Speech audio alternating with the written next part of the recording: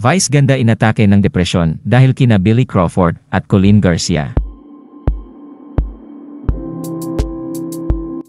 Mismong kasal nina Billy Crawford at Colleen Garcia sa Balesin nang makaranas ng matinding depresyon ang phenomenal box office star na si Vice ganda. Ito rin yung time na muntik na silang mag-away ni Billy dahil ayaw na niyang pumunta sa wedding ng kaibigan at ni Colleen Garcia.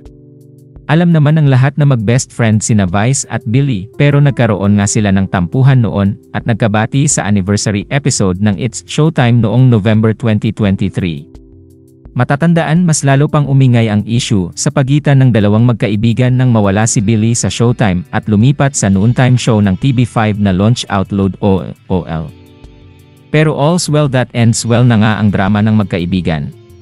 Sa latest vlog ni Vice sa YouTube, ni-reveal ng kapamilya comedian ang ilang detalye sa muntik nilang pag-aaway ni Billy taong 2018. Guest ni Vice si Eric Santos sa bago niyang content. Nag-open up si Eric tungkol sa na-feel niyang kalungkutan dahil ikinakasal na ang kanyang mga kaibigan at parang napag-iiwanan na raw siya. Dito na nga naikwento ni Vice ang nangyari sa kasal ni Billy at Colleen noong April 2018 sa Balesin. Anya, nakaka-relate siya sa pakiramdam ni Eric. Na-experience ko yan dati nung unti-unti na silang nagpapakasal, sina Karil, sina Ann Curtis, sina Billy, masaya ka para sa kanila. Pero malungkot ka para sa sarili mo. Nung kasal ni Billy, muntik kaming magkagalit, magkatampuhan. Kasi last minute, pinasok ako ng depression, ang pag-amin ni Vice. Yun yung time na unti-unting nade-develop yung depression ko, tapos nalulungkot ako, tapos yung natatakot ako sa papalapit na kasal ni Billy dahil lalo akong nalulungkot, pagbabahagi ni Vice. Feeling din niya ay napag-iiwanan na siya ng mga kaibigan, tanong niya raw sa sarili, forever na ba akong single?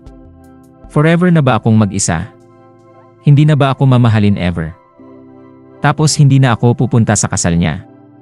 Parang bukas yung kasal niya, tapos today nag-text ako sa kanya, I won't make it, nagalit talaga siya. Nagalit si Billy. Tapos hanggang ang dami kong alibay, nawala na akong masasakyang eroplano, kwento pa ni Vice. In fairness, kinarir daw ni Billy ang paghahanap ng eroplanong masasakyan ni Vice patungong Balesin. Inayos niya lahat para lang makapunta ako, tapos sabi niya, kung ayaw mong pumunta mismo sa wedding, at least, nandun ka lang sa Balesin. Kung ayaw mong panoorin yung ceremony, at least, dun ka lang sa Balesin. After the ceremony, sobra na akong nalungkot, dumiretso ako sa kwarto, pag-alala pa ni Vice. Kasunod nito, dinamayan daw siya ng celebrity power couple na sina Regine Velasquez at Ogie Alcacid na naroon din sa kasal nina Billy at Colleen. Dito rin daw siya naging super close sa mag-asawa. Sabi ni Vice, kasi hinahanap nila ako. Tapos sabi nila, si Vice nasa taas. Ayaw bumaba. Inakyat nila ako. Tapos habang nagdarasal na sila for me at nagkukwentuhan kami, biglang si Regine kailangan ng bumaba kasi kakanta na siya ng araw-gabi. Hindi ko pwedeng hindi marinig si Regine, kaya bumaba ako para lang marinig ko si Regine, kwento pa ni Vice. Binalikan din niya ang naging advice sa kanya ni Ogie, habang buhay ko na di makakalimutan yung sinabi ni Ogie na, huwag kang malulungkot.